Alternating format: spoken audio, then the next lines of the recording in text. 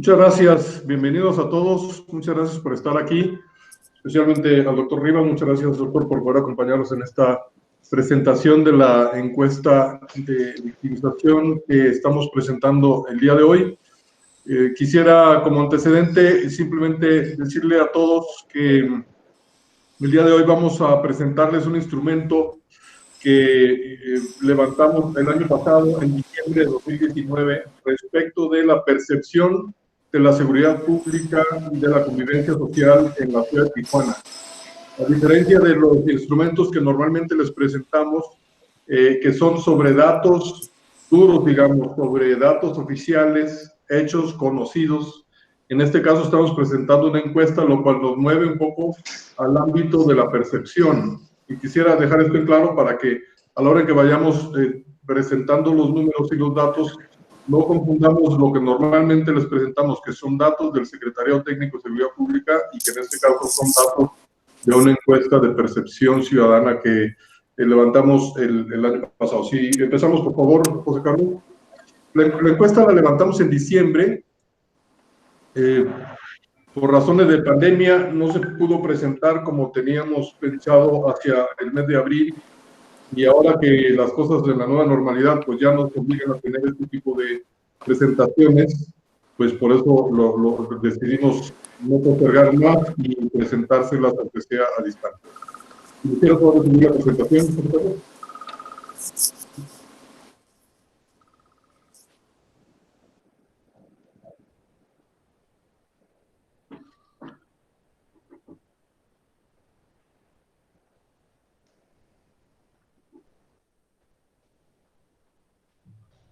Esta es una encuesta de 1,022 cuestionarios en viviendas en Tijuana. Tiene un margen de error de 3.02% y una confiabilidad del 95%. Al final de la presentación van a ver la ficha metodológica, y tanto la presentación que van a ver ahorita como el documento completo lo encuentran a partir de esta rueda de prensa en el sitio de la fundación, que es www.edupaz.org.mx. ¿Tenemos algún problema ahí, José Carlos?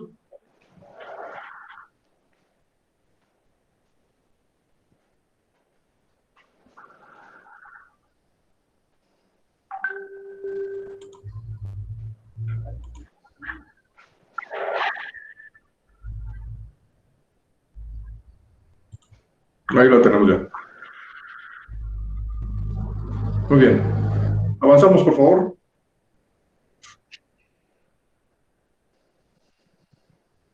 Los objetivos de esta encuesta es medir la victimización en los hogares de Tijuana en el año 2019, y un objetivo principal es estimar la cifra negra. Para que lo tengamos todos presente, la cifra negra es los delitos presuntamente cometidos que no se denuncian, y esta es un dato muy importante para todos los trabajos que se hacen de victimización y de seguridad pública.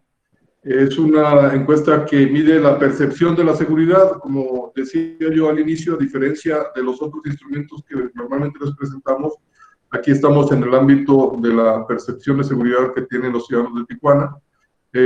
Queremos con ella medir el grado de confianza en instancias policíacas, en instancias de administración de justicia y también en instancias de organizaciones de la sociedad civil.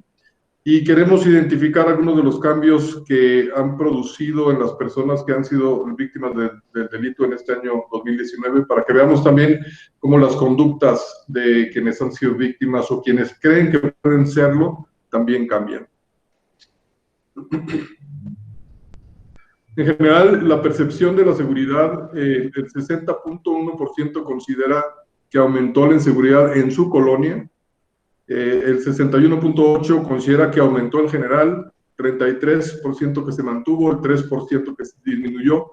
Como vemos, casi 2/3 partes de la población consideran que hubo un aumento en la seguridad en el año pasado, 2019.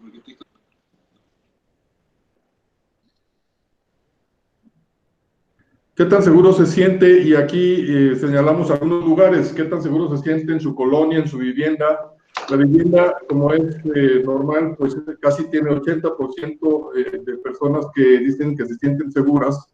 Aún así, quisiera llamar su atención para decir que 1 de cada 5 personas se siente insegura en su propia vivienda. Es un número mucho más alto, lo tenemos en casi 80%. El siguiente lugar donde la gente se siente segura es en centros comerciales y en general en su colonia. Y los dos lugares donde se sienten más inseguros es en el centro de la ciudad y en el transporte público. Esta cifra de transporte público la vemos a todo lo largo del país, ¿verdad?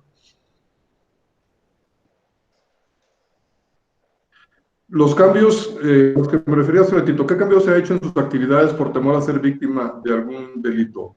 El primer cuadrito dice ahí, 48% de los ciudadanos salen de su casa con miedo a ser víctimas de un delito. O sea, casi la mitad de la población al salir de su casa sale ya pensando que puede ser objeto de un delito. Quienes han cambiado algunas de sus conductas, o la más importante es dejar de salir de noche. Tienen, por supuesto, la percepción de que ahí se comete la mayor parte de los delitos.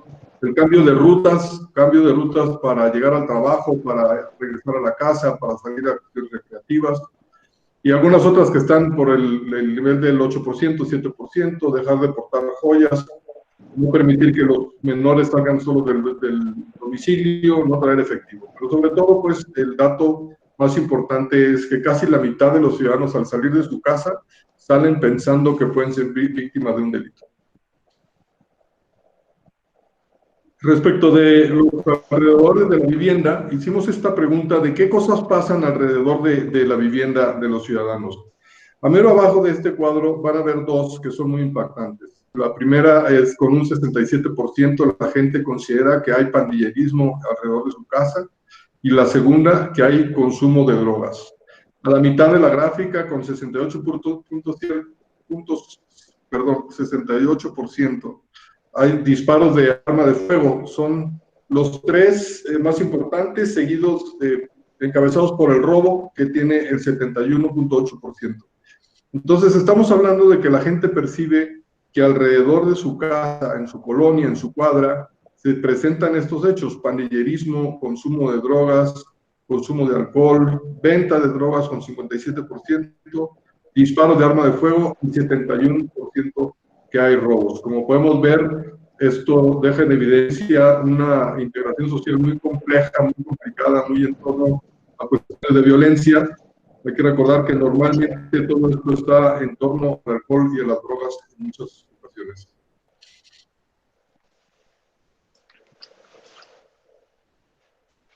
Respecto de la confianza en las instituciones, hacia la mitad de la tabla vamos a ver cómo el Ejército y la Marina, con 62% del Ejército y la Marina con 60%, son las instituciones que generan mayor confianza en la población. Las que menos confianza generan, abajo van a ver ustedes que dice Policía de Tránsito. En realidad es la policía en general. Solo en algunas ciudades del país está dividida en tránsito, en otras no. En Policía de Tránsito, la que menos, con un 21%. El gobierno estatal en general, el gobierno municipal con un 25%. Dice entre paréntesis presidencia porque la gente identifica mucho al gobierno municipal con el presidente municipal, más que el gobierno estatal o el gobierno federal. El gobierno municipal tiene esa característica también. ¿Seguimos? Respecto de confianza en las instituciones, y aquí nos metemos un poco a saber si la gente sabe lo que hacen. Entonces, el conocimiento de las funciones, pues todo el mundo sabe lo que hace el Ejército, 86%, lo que hace la Policía Estatal, el 78%, el Ministerio Público, la Policía, el 76%. Y por otro lado tenemos también el número de quienes menos conocen las funciones que hacen, y ahí sobresale la Guardia Nacional. De la Guardia Nacional, de las instituciones de gobierno, el 64% no tiene mucha información respecto de lo que hace la Guardia Nacional. Y en lo que respecta a asociaciones civiles, las cámaras empresariales, no se sabe muy bien qué hacen, no se tiene tanta claridad como las instituciones de gobierno, como es normal. Y la Guardia Nacional, nomás decir, pues es la que tiene un número tan alto, pero es la de más reciente creación, de tal forma que advertimos que no se está entendiendo y transmitiendo con claridad lo que va a hacer la Guardia Nacional, que se confunde, por supuesto, con la función del Ejército, seguramente.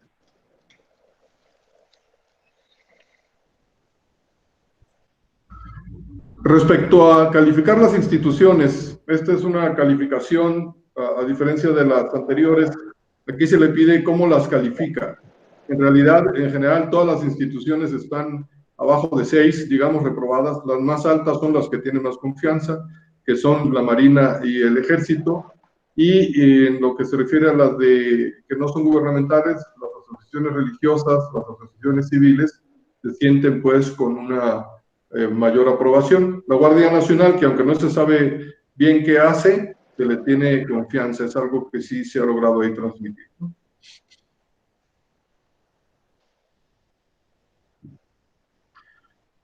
Respecto de las condiciones de delincuencia y lo que la gente está esperando, la expectativa de la gente, lo que vemos aquí es que solamente un tercio, un poquito menos de un tercio, piensa que la población que la seguridad va a mejorar. Lo vemos en las tres columnas de la izquierda, en la referencia a los tres órdenes de gobierno, tanto municipio como Estado y el país. Hay una percepción hacia el 30% en los tres casos de que la seguridad va a mejorar. El resto piensa que va a seguir o mal o que va a empeorar, pero que no va a mejorar. La mayoría piensa que va a seguir igual de mal, hacia el 34% en el caso municipal, 36% en el caso estatal y 35% en el país. Pero si las agrupamos, en realidad lo que hay hacia enfrente, la expectativa de la gente es una expectativa pesimista. No hay una expectativa de que las cuestiones de seguridad van a mejorar en los próximos 12 meses.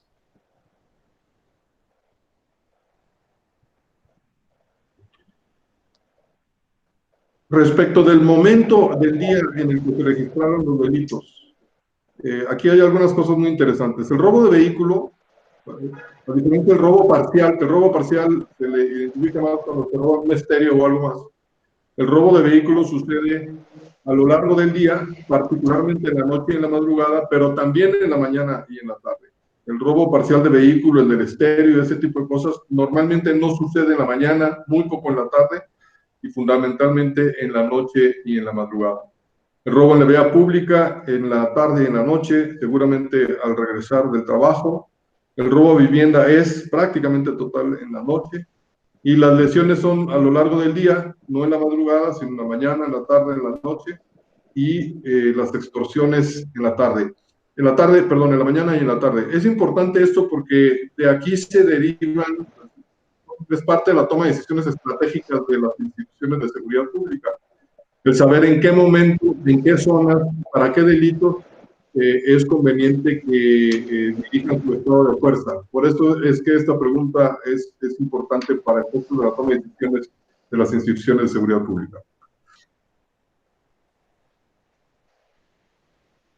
Y hemos llegado a una de los datos más importantes de la encuesta, que es la cifra negra. La cifra negra, según esta encuesta, es el 83.8%, es decir, que solo el 16.2% de los delitos cometidos en Tijuana se denuncian. Esta cifra negra, digo, a pesar de lo grave que es, pues es una cifra negra menor a las que se han venido registrando en los últimos años en Tijuana y en general menor a las que se registran en el país. Y lo que quiere decir es que el 83% de los delitos que se cometen no se denuncian. Y en el caso de impunidad, que es un tema que ustedes saben que en la Fundación de Paz constantemente estamos recurriendo a él, pues este es el primer dato de impunidad, esta es la primera causa de impunidad.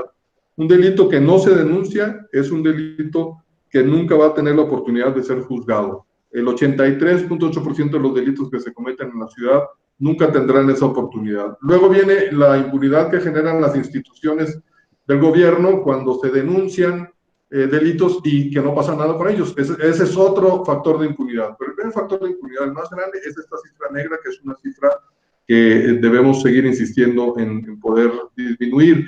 Y la razón por la que no se denuncian, las vamos a ver aquí adelante. De los que sí se denunciaron, el 75% se convirtió en una carpeta de investigación. El 75% de los que, o sea, del 16%, el 75% sí se convierte en carpeta de investigación.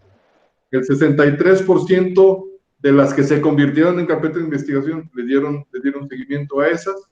El 43% dice que no se le dio seguimiento porque no hubo suficientes cargos.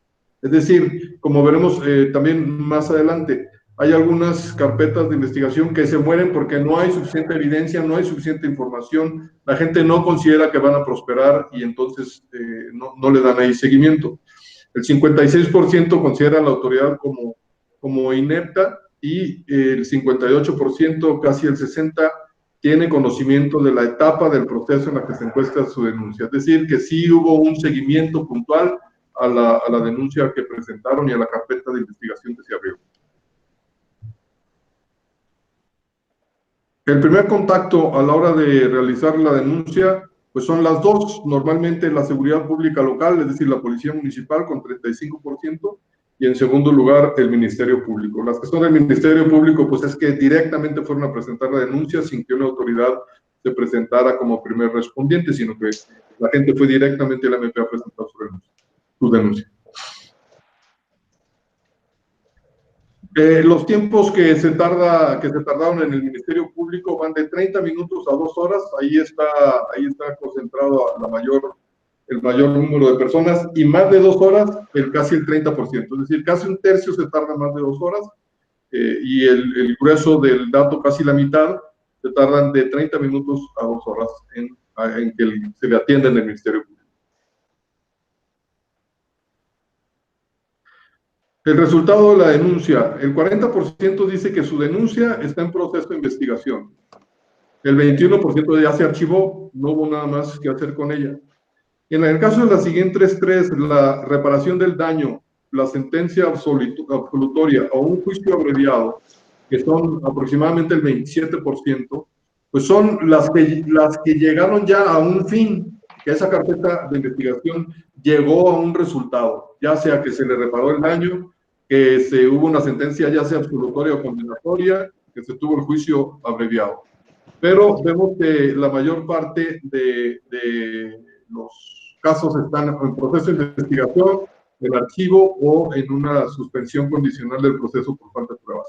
Entonces, solo el 27% aproximadamente es el que llega a un resultado final. Entonces, si sacamos que del 16% se denuncian y el 27% llega al final, a una solución, estamos hablando de que más o menos el 0.7% de los delitos cometidos son los que llegan a una solución, a una sentencia, a una sanción final.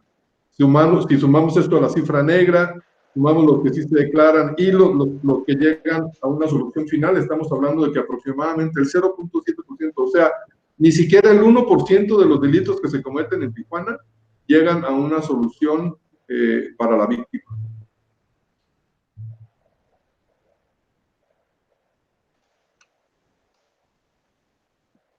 Y aquí vemos un poquito por qué no se denuncia el delito. La verdad es que no hay grandes sorpresas. Se considera una pérdida de tiempo, porque no sirve para nada. La actitud hostil de la autoridad. Fíjense que la mayoría no declara y prefiere no ir a declarar porque piensa una parte de ellos que va a haber una actitud hostil de la autoridad. Ni siquiera van, pero están prejuiciados ya a que habrá una actitud hostil que los disincentiva. Y la más común, no tenía tiempo para asistir al Ministerio Público, porque trabajo, porque voy a la escuela, por las razones que usted quieran, pero no había tiempo para asistir a la MP. ¿Por qué motivos no se inicia la carpeta de investigación? No se inicia, la razón principal es porque no había pruebas suficientes.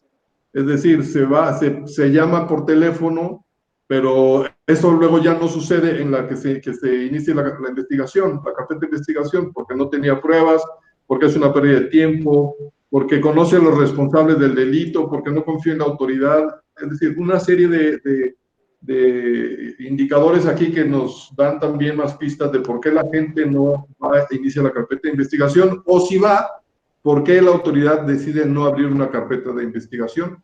Y esa es, en muchas razones, porque considera la autoridad que no hay pruebas suficientes.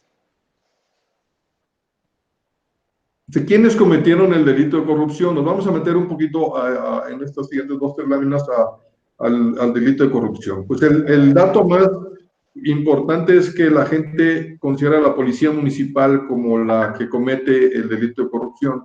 Esto sucede también pues porque la policía municipal es la que normalmente es la primera respondiente en cualquier situación de violencia o de agresiones o de delitos.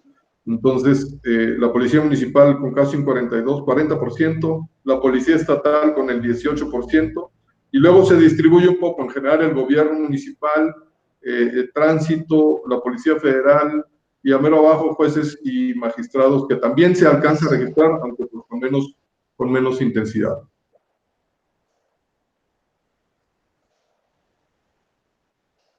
Y luego la pregunta en este tema de corrupción es, ¿qué le pidió el servidor público?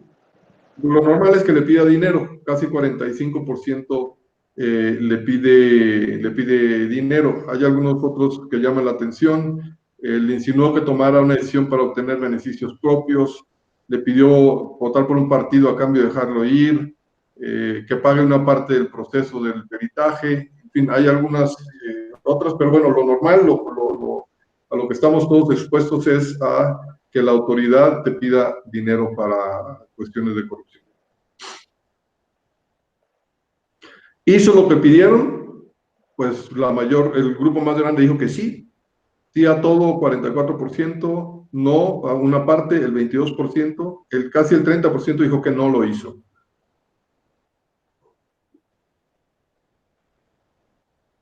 Se le pidió dinero, ¿cuánta cantidad? La cantidad más recurrente es la de 500 pesos, después la de 1,000 pesos.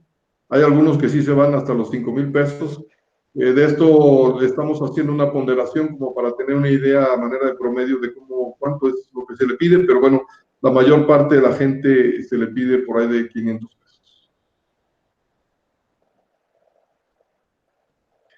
Y un par de datos respecto de cohesión social. Cohesión social es decir, cómo estás en tu comunidad, perdón, en tu cuadra, con tus vecinos. El 73% los conoce a los vecinos, el 30% los visita una vez por semana, y esa llama la atención, el 72% tiene algo de confianza en los vecinos, desde poca hasta mucha confianza, algo de confianza tiene.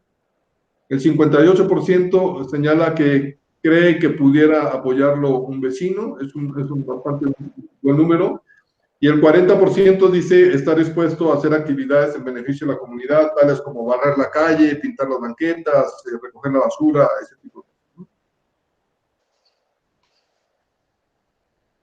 Y algunas conclusiones y recomendaciones que nosotros queremos decir, señalamos aquí solamente algunas, en el reporte completo hay más conclusiones y más recomendaciones que nos daría mucho gusto que pasaran a revisar en el sitio de la Fundación www.educar.mx.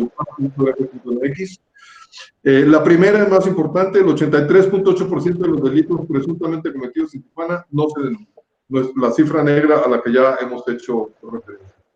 La principal razón por la que la víctima no le dio seguimiento a la investigación fue que la autoridad es inepta, que tiene otras razones porque la víctima no tenía tiempo o lo considera una pérdida de tiempo, como ya vimos hace rato. Luego hay conocidos, ¿no? Donde el agresor es un conocido. Y una tercera conclusión, la mayoría de los actos de corrupción fueron cometidos por la policía municipal y la policía estatal.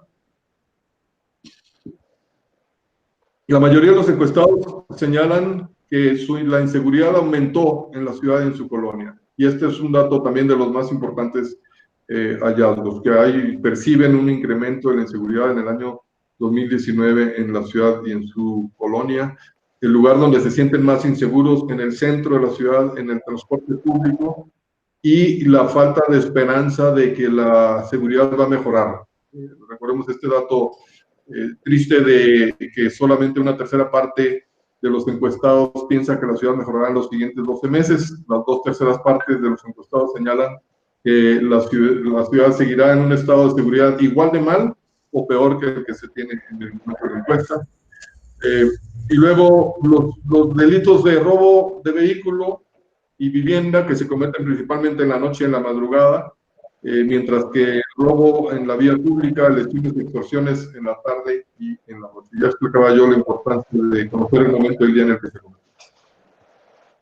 Algunas recomendaciones, necesitamos que los ciudadanos encuentren mejores condiciones para poder hacer la denuncia. Esto implica generar mayor confianza en las instituciones, agilidad en los trámites, darle mejor seguimiento a los procesos judiciales, no solo al Ministerio Público. También pues, hacer más eficientes los mecanismos de denuncia. En estos tiempos de mecanismos a distancia, pudiera hacerse uso de ellos para poder incrementar la capacidad de denuncia de los ciudadanos y atender la incidencia delictiva partiendo de diagnósticos concretos, reales, que se focalicen en delitos concretos, en horarios específicos, en zonas específicas de la ciudad. Como ya hemos dicho en las presentaciones de otros instrumentos de la Fundación, pues es muy importante que la autoridad reconozca que la aparente mejoría que hubo en los últimos meses respecto de algunos delitos no se debe a un resultado de estrategias de seguridad pública eficaces, sino que se debe a que la pandemia hizo que se disminuyeran las tasas de delitos en todo el país, incluido, por supuesto, Tijuana y el Estado.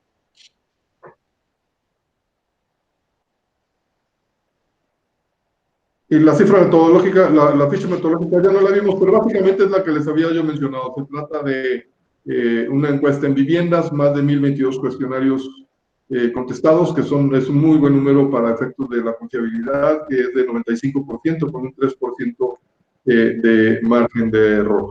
Yo quisiera dejar aquí mi intervención, preguntarle al doctor Rivas si quisieras hacer algunos comentarios antes de abrir las preguntas de parte de las personas que nos hacen el favor de acompañarnos.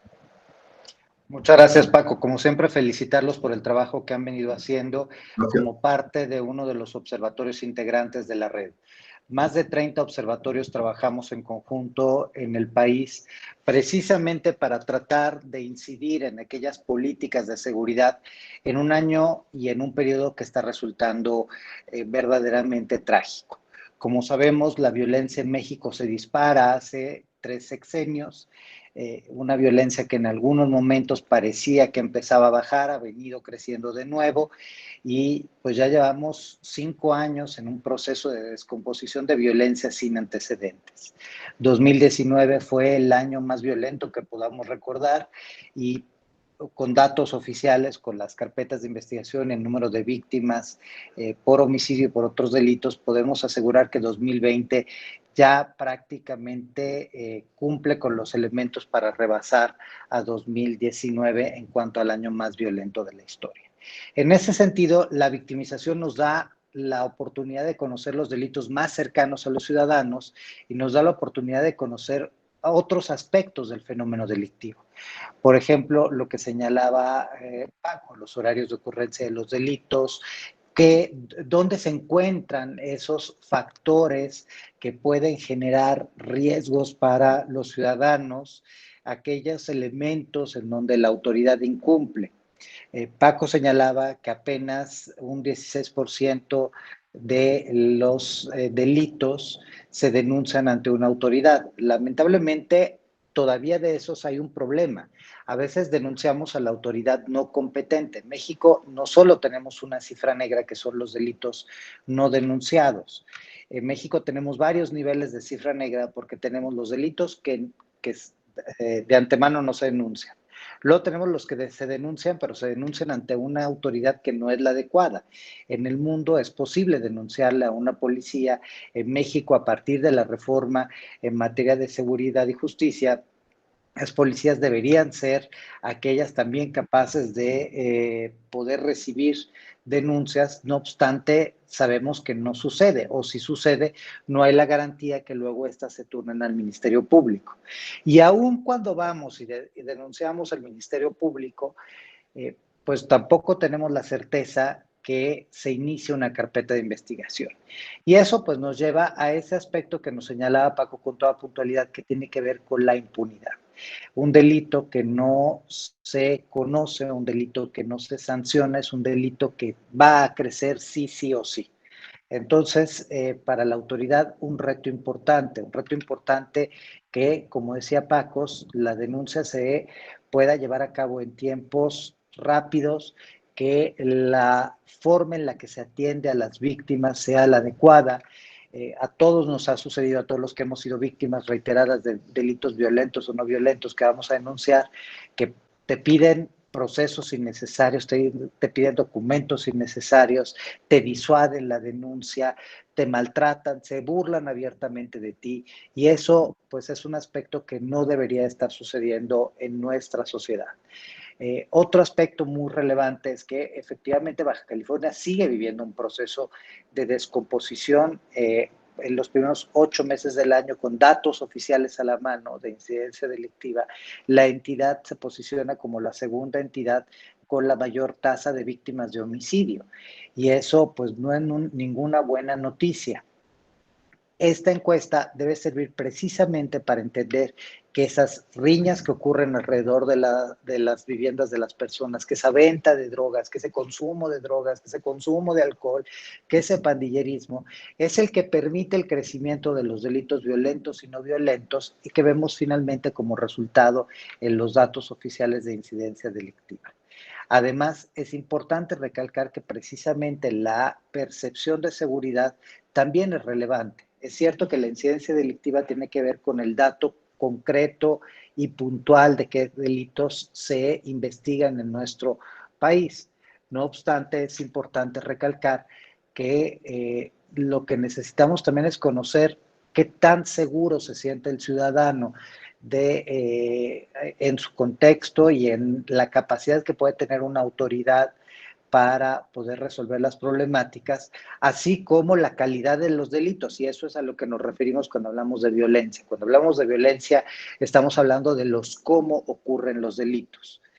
Aquí otro aspecto que me gustaría señalar y que para mí fue una sorpresa positiva es que en el 41.7% de los casos los ciudadanos confían en la autoridad de seguridad pública local.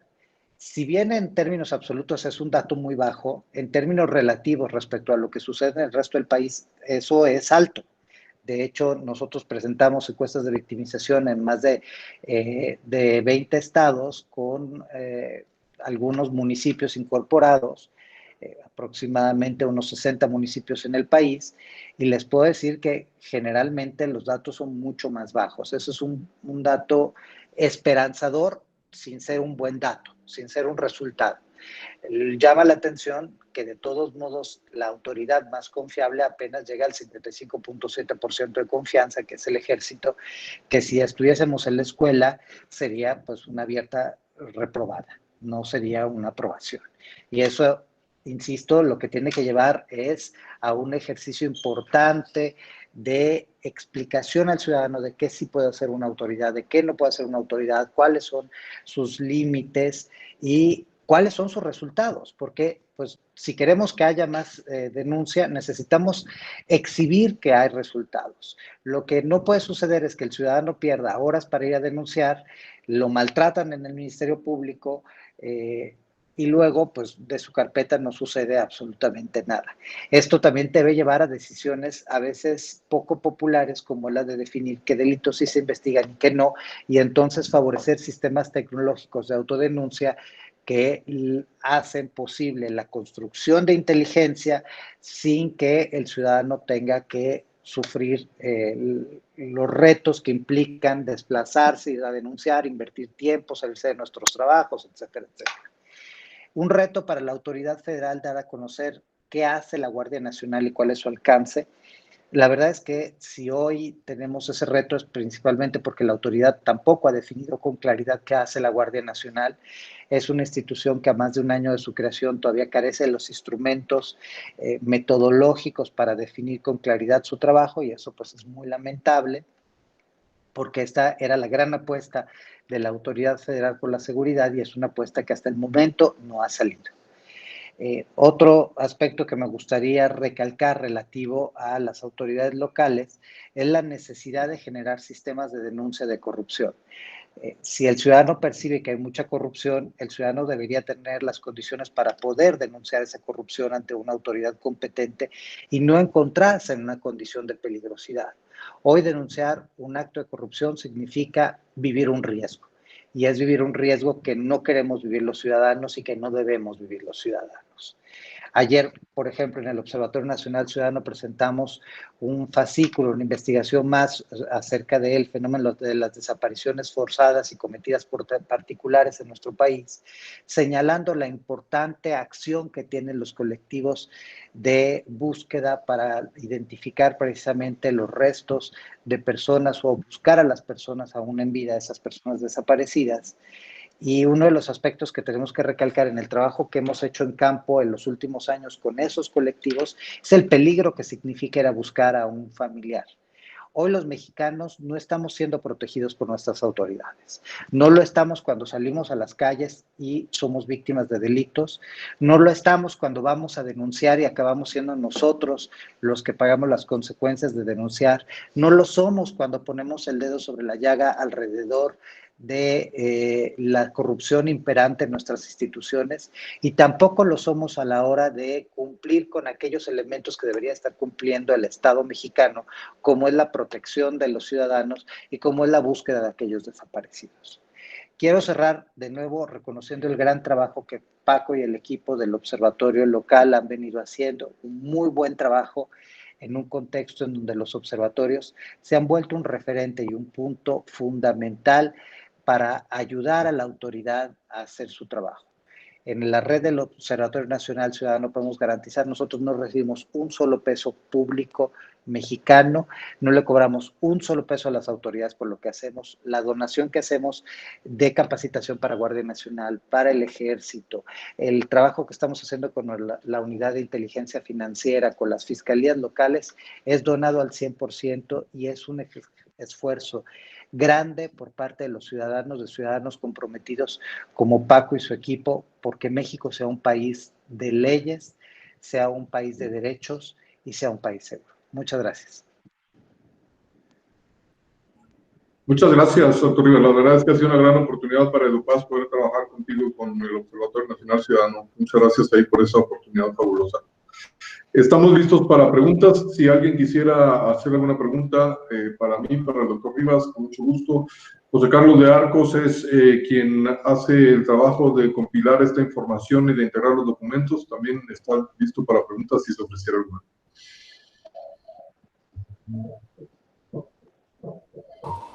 Hola, mi nombre es Marina Zavala, soy reportera de Telemundo en San Diego. Hola Marina, gracias por estar con nosotros. Buen día.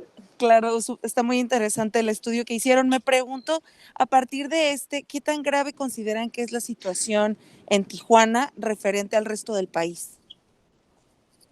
Doctor Rivas, tal vez tú estás más equipado para contestar esa pregunta. Bueno, Tijuana es una ciudad, muchas gracias Paco, que históricamente tiene uno de los mayores problemas del país. En contraste, también es una de las ciudades que más ha generado sofisticación en su capacidad para resolver a las problemáticas. Yo puedo asegurarles que las condiciones de las policías locales son mucho más adversas de las que tenemos respecto a una ciudad como Tijuana. No obstante, la crisis sigue siendo evidente, el número de delitos que se cometen es evidente y la incapacidad de esas instituciones, que son instituciones más sofisticadas que el resto del país, pues es evidente. Si no, no tendríamos a Baja California como la segunda entidad que en datos oficiales es la que concentra la mayor cantidad tasa de víctimas de homicidio doloso del país, pero también de otros delitos, pues, desde el robo de vehículo hasta el narcomenudeo. Entonces, es una situación crítica y yo creo que es cuando veo que hay un 30% de personas que creen que la situación va a mejorar, lo considero positivo, pero no lo considero realista. Nada apunta a que México en general, el estado de Baja California en particular y aún más en particular Tijuana vaya a mejorar en los próximos meses o en los próximos años. Perfecto. ¿Y piensan que a partir de esto han tenido oportunidad de compartir este estudio con las autoridades aquí en Tijuana o en Baja California? Pues nosotros estuvimos buscando por mucho tiempo a la Fiscalía. De hecho, el proyecto incluía un trabajo profundo con la Fiscalía, con Perla, la ex procuradora. Tuvimos la oportunidad de trabajar por un tiempo breve. Hace mucho tiempo, en la época de Rommel Moreno, tuvimos una gran posibilidad de trabajo en Baja California. Pero con esta autoridad, pues a nosotros, yo en un par de ocasiones me desplacé a Tijuana, me dejaron plantado. La autoridad no nos ha recibido, no nos contesta los correos. Evidentemente creen que pueden hacerlo mejor sin nosotros. Gracias. Gracias. ¿Alguna otra pregunta?